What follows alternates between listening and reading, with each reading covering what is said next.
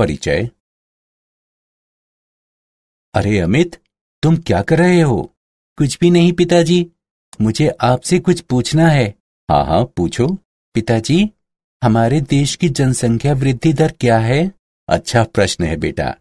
हम अवकलज का उपयोग करके वृद्धि दर का पता लगा सकते हैं। हम वृद्धि दर निकालने में अवकलज का उपयोग कैसे कर सकते हैं पिताजी? क्या तुम इसके बारे में और अधिक जानना चाहते हो? हाँ पिताजी। तो आओ, अपने इस नए अध्याय में हम अवकलज के अनुप्रयोगों के बारे में विस्तार से चर्चा करें। उद्देश्य। इस पाठ के अंत में आप निम्न करने में सक्षम हो जाएंगे: राशि के परिवर्तन की दर पता लगाना, फलनों के वर्तमान और ह्रासमान अंतरालों का विश्लेषण करना, एक वक्र पर स्पर्श रेखा का समीकरण ज्ञात करना, एक वक्र पर अभिलंब का समीकरण ज्ञात करना, अवकलनों का उपयोग करके मूलों का अनुमान लगाना, एक फलन का उच्चिष्ठ और निम्निष्ठ का मान ज्ञात करना, एक बंद अंतराल में एक फलन का उच्चिष्ठ और निम्निष्ठ मान ज्ञात करना। राशि के परिवर्तन की दर। अवकलज को एक फलन के परिवर्तन की तात्कालिक दर द्वारा परिभाषित किया जाता है। इसका मानक उदाहरण यह है कि यदि एफ टी समय टी पर एक वस्तु की स्थिति दर्शाता है, तब एफ डैश टी समय टी पर वस्तु की चाल को दर्शाता है। आइए एक उदाहरण लेते हैं जहां परिमाण समय के साथ बदलता है। यदि एफ टी बराबर जीवाणुओं की संख्या है, तब एफ डैश टी बराबर जनसंख्या वृद्धि दर है।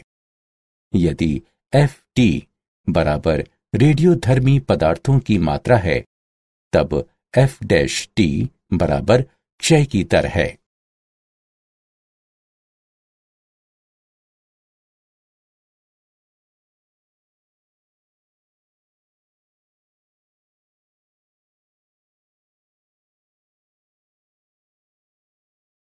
उदाहरण: धातु की एक वर्गाकार चादर की भुजा 3 सेंटीमीटर प्रति मिनट की दर से बढ़ रही है।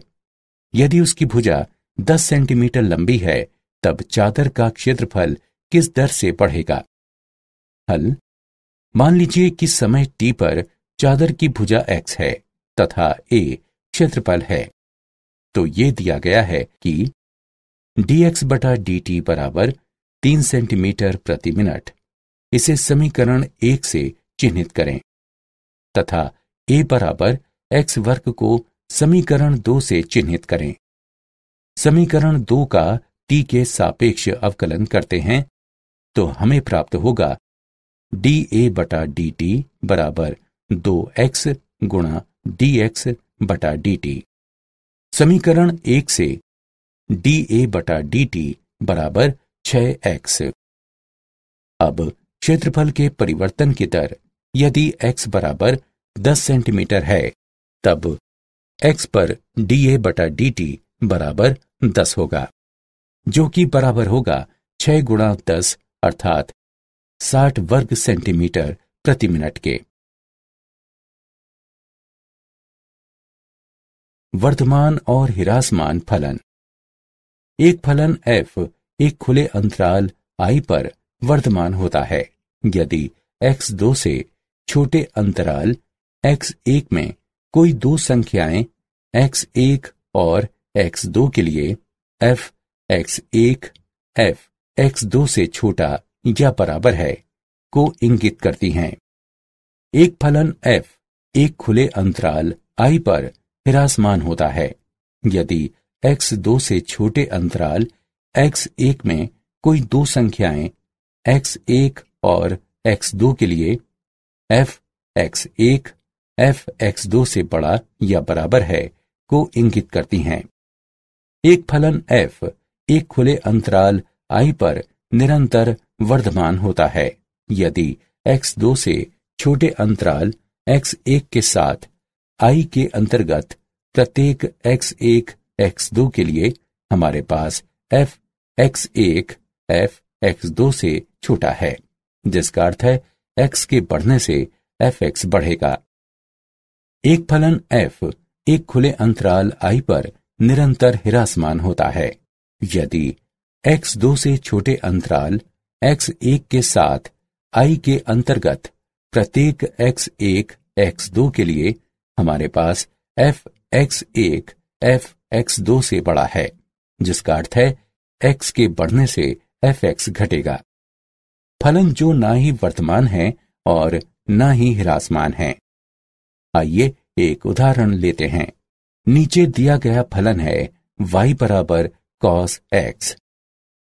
प्रमेय: माना कि f एक बंद अंतराल a b पर सतत है तथा खुले अंतराल a b पर अवकलन किया जा सकता है, तब f बंद अंतराल a b में वर्धमान होता है यदि खुले अंतराल a b के अंतर्गत प्रत्येक x के लिए f डैश x 0 से बड़ा है। f बंद अंतराल a b में ह्रासमान है यदि खुले अंतराल a b के अंतर्गत प्रत्येक x के लिए f डैश x 0 से छोटा है। f बंद अंतराल a b में एक अचर फलन है यदि खुले अंतराल a b के अंतर्गत हर x के लिए f डैश x 0 के बराबर है।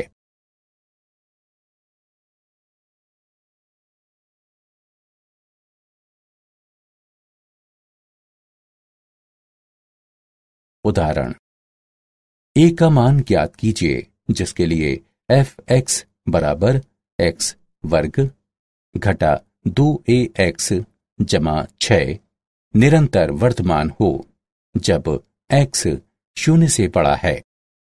हल: हमें ज्ञात है fx बराबर x वर्ग घटा 2ax जमा 6। fx का x के सापेक्ष अवकलन करते हैं। f डैश x बराबर 2x घटा 2a बराबर 2 गुणा x घटा a। f डैश x 0 से बड़ा है यदि 2 गुणा x घटा a 0 से बड़ा है अथवा यदि x a से बड़ा है। अतएव a 0 से बड़ा या बराबर है क्योंकि x 0 से बड़ा है। स्पर्श रेखा और अभिलंब: माना कि y बराबर fx x के सापेक्ष y का अवकलज अर्थात x1 y1 पर dy बटा dx x1 y1 पर वक्र y बराबर x के f के लिए स्पर्श रेखा की ढलान को प्रदर्शित करता है, तब x1 y1 पर वक्र के लिए स्पर्श रेखा का समीकरण y घटा y1 बराबर x1 y1 पर dy बटा dx x घटा x1 होता है। जैसा कि हम जानते हैं कि संपर्क स्थल पर अभिलंब रेखा स्पर्श रेखा के लंबवत होती है, अतएव x1 y1 पर अभिलंब की ढलान x1 y1 पर घटा 1 बटा dy बटा dx होता है।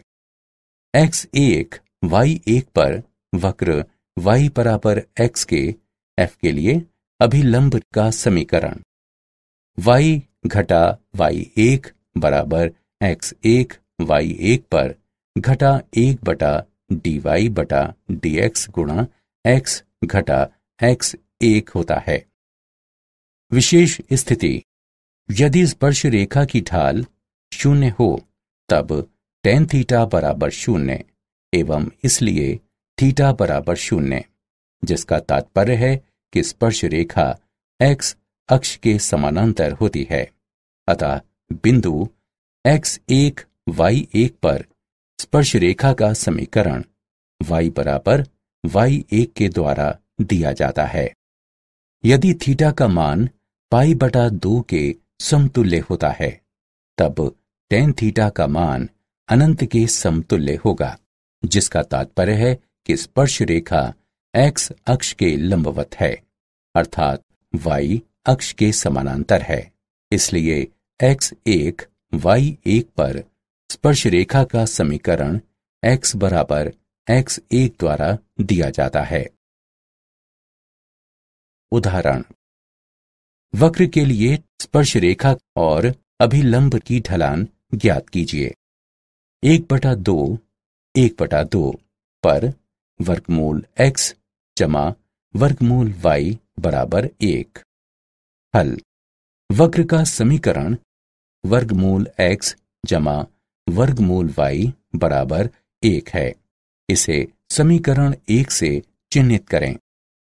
x के सापेक्ष समीकरण 1 का अवकलन करने पर हमें प्राप्त होता है 1/2 गुणा वर्गमूल x जमा 1/2 गुणा वर्गमूल y गुणा dy बटा dx बराबर 0, अथवा dy बटा dx बराबर घटा वर्गमूल y बटा x। अतएव 1/2 पर स्पर्श रेखा की ढाल घटा वर्गमूल 1/2 बटा 1/2 बराबर घटा 1 है, तथा 1/2 पर वक्र के लिए अभिलंब की ढाल घटा 1 बटा घटा 1 बराबर 1 है।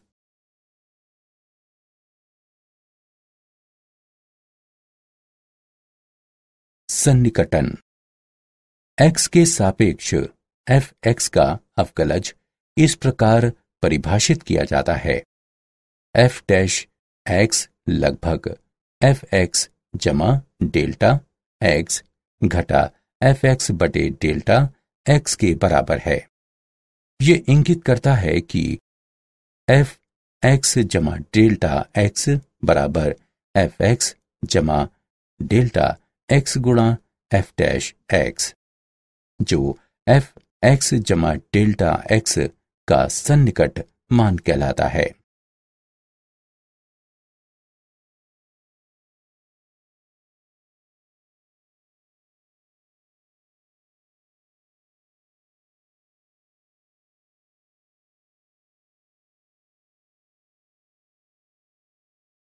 उदाहरण, अवकलन का उपयोग करते हुए 9996 के चतुर्थ मूल का सन्निकट मान ज्ञात कीजिए। हल, हम जानते हैं कि 9996 बराबर है 10,000 घटा 4 के, जो कि बराबर होगा 10 की घात 4 घटा 4 के। चलिए, माना कि x बराबर 10 की घात 4 और डेल्टा x बराबर घटा 4 है। अतएव x जमा डेल्टा x बराबर 9996 होगा। माना कि y बराबर x की घात 1/4, जो कि बराबर है 10 की घात 4 गुणा 1/4 के, जो बराबर होगा 10 के। अतएव dy बटा dx बराबर है 1/4 गुणा x की घात घटा 3/4 के। अतएव y जमा डेल्टा y बराबर डेल्टा x गुणा dy बटा dx जमा y है। अब इस सूत्र में मान रखने पर हमें 9996 का चतुर्थ मूल बराबर घटा 4 गुणा 1/4 गुणा x घात 3/4 जमा 10 प्राप्त होगा। इसकी गणना करके हल करने पर हमें 9.999 प्राप्त होगा। अतः 9996 के चतुर्थ मूल का सन्निकट मान 9.999 है। उच्चिष्ठ और निम्निष्ठ। एक फलन का उच्चिष्ठ मान वो होता है जो बिंदु के पास बिंदु के दोनों तरफ किसी भी अन्य मान से अधिकतम होता है। इसे सापेक्ष उच्चिष्ठ कहा जाता है। सापेक्ष उच्चिष्ठ, माना कि fx फलन एक वास्तविक मान वाला फलन है तथा f(x) के प्रांत में c एक अभियंतर बिंदु है, तब x बराबर c पर f(x) एक सापेक्ष उच्चिष्ट कहलाता है। यदि h के सभी धनात्मक तथा ऋणात्मक मानों के लिए जहां fc f ऑफ c जमा h से बड़ा है पर्याप्त छोटा हो। एक फलन का निम्निष्ठ मान वो होता है जो बिंदु के ठीक पास बिंदु के दोनों तरफ किसी भी अन्य मान से निम्नतम होता है। इसे सापेक्ष निम्निष्ठ कहा जाता है।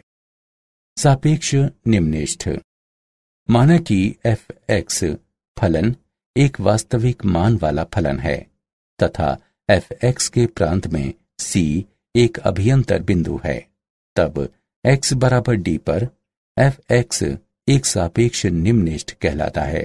यदि h के सभी धनात्मक तथा ऋणात्मक मानों के लिए जहां ft f ऑफ d जमा h छोटा है पर्याप्त छोटा हो। प्रथम अवकलज परीक्षण। 1. फलन का प्रथम अवकलज अर्थात f(x) ज्ञात कीजिए।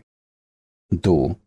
प्रथम अवकलज को शून्य के बराबर मानते हैं अर्थात f(x) बराबर 0 तथा वास्तविक मूलों के लिए परिणामी समीकरण को हल करते हैं अर्थात माना कि x बराबर c d इत्यादि ये उच्चिष्ट और निम्निष्ठ के बिंदु हैं। 3. माना कि x बराबर c इनमें से कोई बिंदु हैं। यदि f(x) की राशि धनात्मक से ऋणात्मक हो जाती है अर्थात x c के नजदीक से छोटा है के लिए f(x) 0 से बड़ा है तथा x c के नजदीक से बड़ा है के लिए f(x) 0 से छोटा है, तब x बराबर c सापेक्ष उच्चिष्ट का एक बिंदु है। यदि f(x) की राशि ऋणात्मक से धनात्मक हो जाती है अर्थात x c के नजदीक से छोटा है के लिए f(x) 0 से छोटा है तथा x c के नजदीक से बड़ा है के लिए f(x) 0 से बड़ा है, तब x बराबर c सापेक्ष निम्निष्ठ का एक बिंदु है। 4.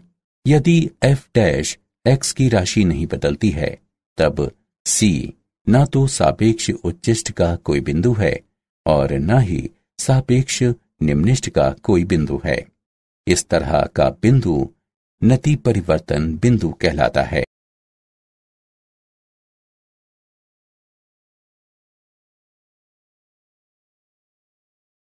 उच्चिष्ट और निम्निष्ठ। द्वितीय अवकलज परीक्षण। माना कि f अंतराल I पर परिभाषित एक फलन है तथा c I के अंतर्गत आता है। माना कि f c पर 2 बार अवकलनीय है, तब x बराबर c के सापेक्ष उच्चिष्ट का एक बिंदु है।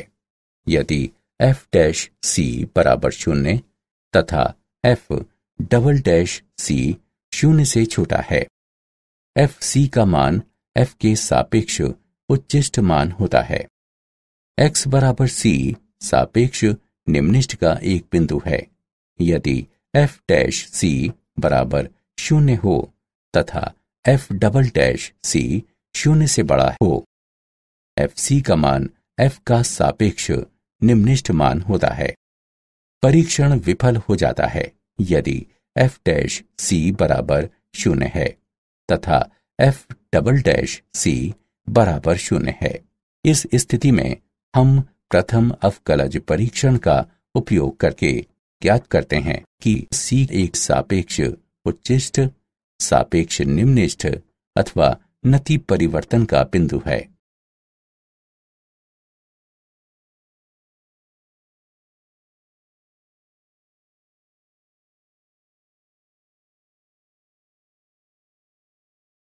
एक बंद अंतराल में फलन का उच्चिष्ट और निम्निष्ठ मान। फलन का उच्चिष्ट मान। यदि एक बंद अंतराल a b पर फलन f(x) को परिभाषित किया जाता है, तब इस फलन को x बराबर c पर निरपेक्ष या व्यापक उच्चिष्ट वाला एक फलन कहा जाता है तथा c a b के अंतर्गत आता है यदि a b के अंतर्गत सभी x के लिए f(x) fc से छोटा या बराबर हो। फलन का निम्निष्ठ मान। यदि एक बंद अंतराल a b पर एक फलन f(x) को परिभाषित किया जाता है, तब इस फलन को x बराबर d पर एक निम्निष्ठ वाला फलन कहा जाता है तथा d a b के अंतर्गत आता है यदि a b के अंतर्गत सभी x के लिए f(x) ft से बड़ा या बराबर हो। प्रमेय। माना कि f एक बंद अंतराल I बराबर a b पर एक सतत फलन है, तब f निरपेक्ष उच्चिष्ट मान होता है तथा f I में कम से कम एक बार इसे ग्रहण करता है। इसके अलावा f निरपेक्ष निम्निष्ठ मान होता है तथा f I में कम से कम एक बार इसे ग्रहण करता है। प्रमेय। माना कि f एक बंद अंतराल I पर एक अवकलज फलन है तथा माना कि c I का कोई आंतरिक बिंदु है, तब f' c बराबर 0 होता है यदि f c पर अपना निरपेक्ष उच्चिष्ट मान प्राप्त करे। f' c बराबर 0 होता है यदि f c पर अपना निरपेक्ष निम्निष्ठ मान प्राप्त करे। कार्य नियम। चरण 1। अंतराल में f के सभी महत्वपूर्ण बिंदु ज्ञात कीजिए, अर्थात बिंदु x ज्ञात कीजिए जहां या तो f' x बराबर 0 है या f अवकलनीय नहीं है। चरण 2। अंतराल के अंत बिंदु लें। चरण 3। अंत बिंदु में f के मान का परिकलन कीजिए। चरण 4। परिकलन मानों में से f के उच्चिष्ट और निम्निष्ठ मान को पहचानें। ये उच्चिष्ट मान f का निरपेक्ष उच्चिष्ट मान होगा तथा निम्निष्ठ मान f का निरपेक्ष निम्निष्ठ मान होगा।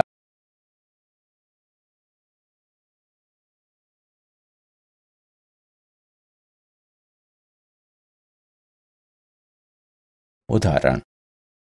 प्रथम अवकलज परीक्षण का उपयोग करते हुए फलन f(x) बराबर 2x घन घटा 9x वर्ग घटा 24x के लिए सापेक्ष उच्चिष्ट और सापेक्ष निम्निष्ठ बिंदुओं को ज्ञात कीजिए। हल। हम निम्न फलन को हल करके 6 गुणा x वर्ग घटा 3x घटा 4 प्राप्त करेंगे। अब हम समीकरण का गुणनखंड इस प्रकार कर सकते हैं। 6 गुणा x घटा 4 गुणा x जमा 1। f' बराबर 0 ये इंगित करता है कि x बराबर 4 x बराबर घटा 1 है। अब जब x बराबर 4 है, तब x 4 से छोटा है।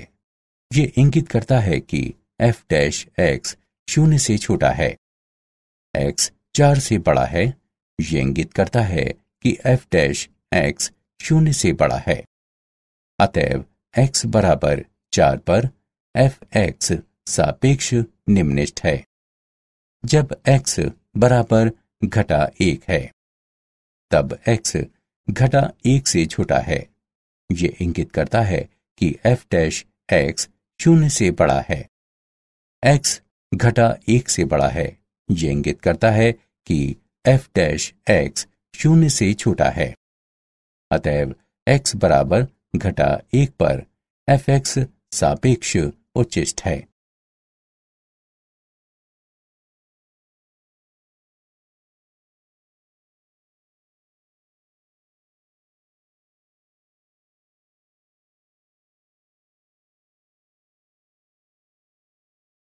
उदाहरण। एक 20 सेंटीमीटर लंबे तार को दो भागों में किस तरह विभाजित किया जाना चाहिए कि यदि एक भाग को वर्ग में तथा दूसरे भाग को वृत्त में इस तरह मोड़ा जाता है कि उन दो समतल आकृतियों के क्षेत्रफल का योगफल निम्नलिखित हो। हल। माना कि एक भाग x है, तब दूसरा भाग 20 घटा x होगा। माना कि x वर्ग का परिमाप है तथा 20 घटा x वृत्त की परिधि है, तब कुल क्षेत्रफल होगा a बराबर x बटा 4 संपूर्ण वर्ग जमा पाई गुणा 20 घटा x बटा 2 पाई संपूर्ण वर्ग है, जो कि बराबर होगा x वर्ग बटा 16 जमा 20 घटा x वर्ग बटा 4 पाई के।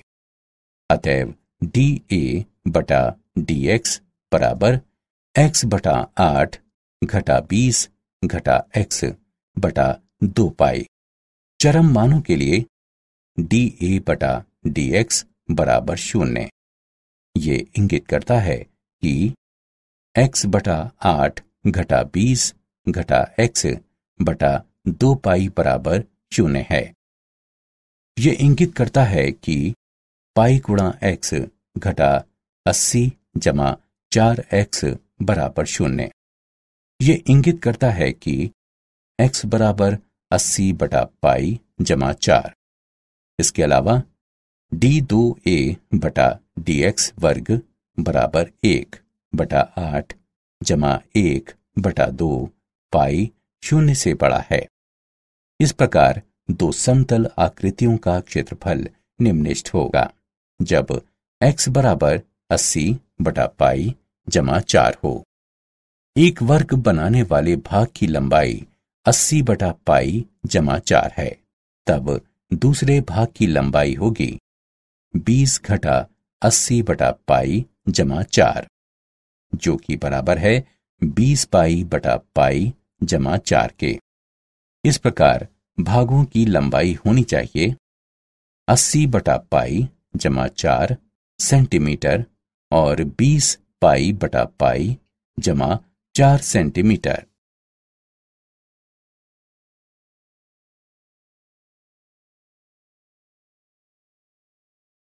क्या आप जानते हैं, सर आइजैक न्यूटन ने अवकलज के विकास में बहुत बड़ा योगदान दिया है। गोटफ्रीड विल्हेम लेबनिज एक जर्मन दार्शनिक, गणितज्ञ और तर्कशास्त्री थे, जिन्होंने स्वावलंबन से कलन का विकास किया।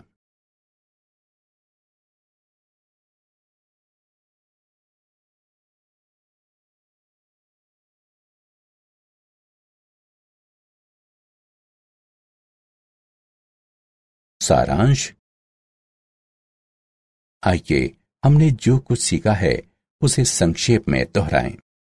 एक अवकलज को इस तरह से परिभाषित किया जा सकता है कि ये एक फलन की तात्कालिक परिवर्तन की दर देता है। फलन f एक खुले अंतराल i पर वर्तमान होता है यदि x2 से छोटे अंतराल x1 में कोई दो संख्याएं x1 और x2 के लिए fx1 fx2 से छोटा या बराबर है को इंगित करती हैं। फलन f एक खुले अंतराल i पर हिरासमान होता है यदि x2 से छोटे अंतराल x1 में कोई दो संख्याएं x1 और x2 के लिए fx1 fx2 से बड़ा या बराबर है को इंगित करती हैं।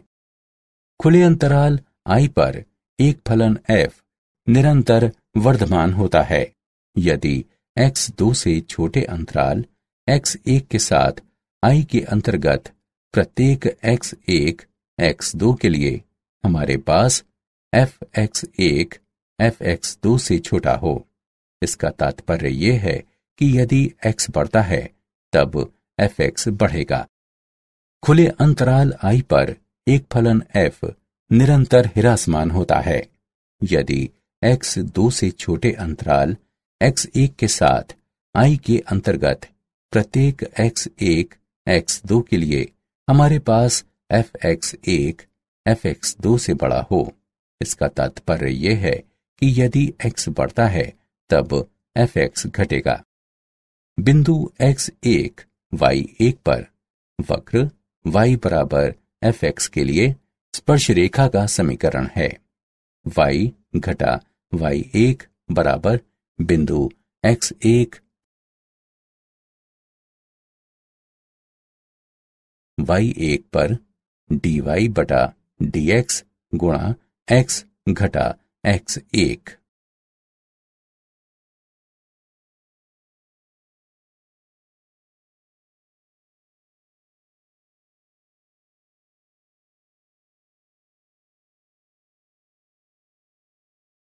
बिंदु x1 y1 पर वक्र y बराबर fx के लिए अभिलंब का समीकरण है। y घटा y1 बराबर बिंदु x1 y1 पर घटा 1 बटा dy बटा dx गुणा x घटा x1। fx जमा डेल्टा x का निरपेक्ष मान है fx जमा डेल्टा x गुणा f डैश x। माना कि फलन fx वास्तविक मानों वाला फलन है तथा c fx के प्रांत में कोई आंतरिक बिंदु है, तब fx को x बराबर c पर एक सापेक्ष उच्चिष्ठ कहा जाता है। यदि h के सभी धनात्मक और ऋणात्मक मानों के लिए जहां fc जमा h से बड़ा हो पर्याप्त छोटा हो। माना कि फलन fx एक वास्तविक मानों वाला फलन है तथा c fx के प्रांत में कोई आंतरिक बिंदु है, तब x बराबर d पर fx को एक सापेक्ष निम्निष्ठ कहा जाता है। यदि h के सभी धनात्मक और ऋणात्मक मानों के लिए जहां fd जमा h से छोटा हो पर्याप्त छोटा हो।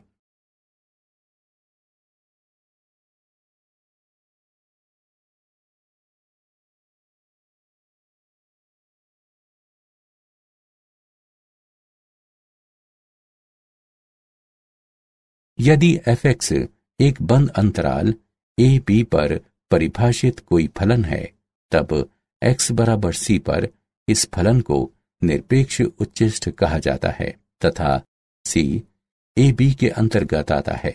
यदि a b के अंतर्गत सभी x के लिए fx fc से छोटा या बराबर हो। यदि fx एक बंद अंतराल a b पर परिभाषित कोई फलन है, तब x बराबर d पर इस फलन को निरपेक्ष निम्निष्ठ कहा जाता है तथा d a b के अंतर्गत आता है। यदि a b के अंतर्गत सभी x के लिए fx fd से बड़ा या बराबर हो। माना कि f एक बंद अंतराल I बराबर a b पर एक संतत फलन है, तब f निरपेक्ष उच्चिष्ठ मान होता है तथा f I में कम से कम एक बार इसे ग्रहण करता है। इसके अलावा f निरपेक्ष निम्निष्ठ मान भी होता है तथा f I में कम से कम एक बार इसे ग्रहण करता है। माना कि f बंद अंतराल I पर एक अवकलज फलन है तथा माना कि c I का कोई आंतरिक बिंदु है, तब f डैश c बराबर 0 है यदि f c पर अपना निरपेक्ष उच्चिष्ठ मान ग्रहण करे। f डैश c बराबर 0 है यदि f c पर अपना निरपेक्ष निम्निष्ठ मान ग्रहण करे।